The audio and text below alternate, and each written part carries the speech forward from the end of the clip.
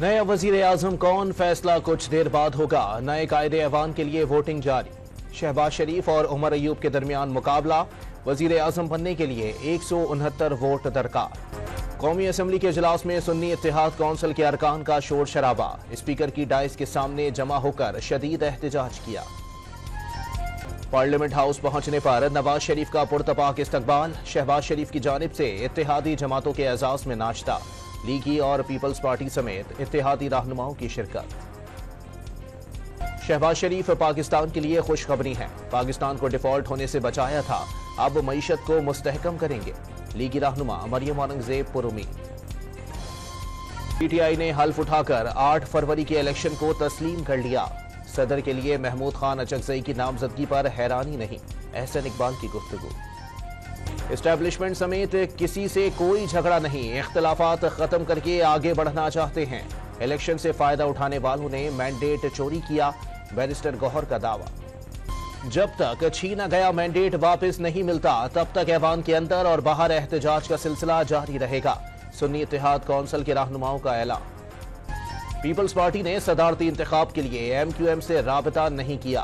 फारूक सत्तार का दावा, एमक्यूएम की ख्वाहिश है सियासी डायलॉग का आगाज किया जाए।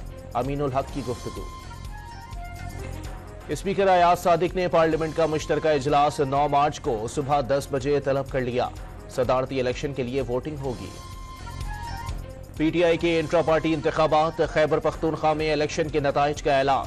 अली अमीन गंडापुर पैनल समेत बिला मुकाबला सूबाई सदर मुंतखब। गवादर में बारिश के बाद बेशतर इलाकों और घरों में पानी जमा। पानी निकालने और रिलीफ ऑपरेशन जारी। पाक फौज के जवान और इंतजामिया इमदादी कामों में मसरूफ। खैबर के इलाके बाजार जखा खेल में बारिश और बर्फबारी से मकान की बोसीदा छत गिर गई। मलबे तले दबकर एक ही खानदान के 6 अफराद जाँ बहक। कालाम, मालम जब्बा और लंडी कोतल में बर्फबारी, सड़कें बंद हो गईं, सयाह फंस गए। लैंड स्लाइडिंग के बायस गिलगित बल्तिस्तान का जमीनी राबता मुनक़ता हो गया। कराची को तेज और ठंडी हवाओं ने जकड़ लिया। हवा की रफ्तार 16 किलोमीटर फी घंटा रिकॉर्ड। सर्दी की शिद्दत में इजाफा हो गया। दर्जा हरारत 13 डिग्री तक पहुंच गया।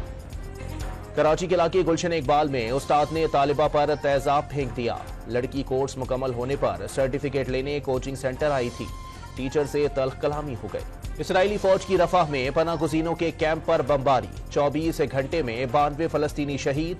अमेरिका ने फिजा से इमदादी सामान गिराने की फुटेज जारी कर दी। और पीएसएल में आज नेशनल स्टेडियम कराची में मुल्तान सुल्तान्स और कराची किंग्स के दरमियान मुकाबला होगा।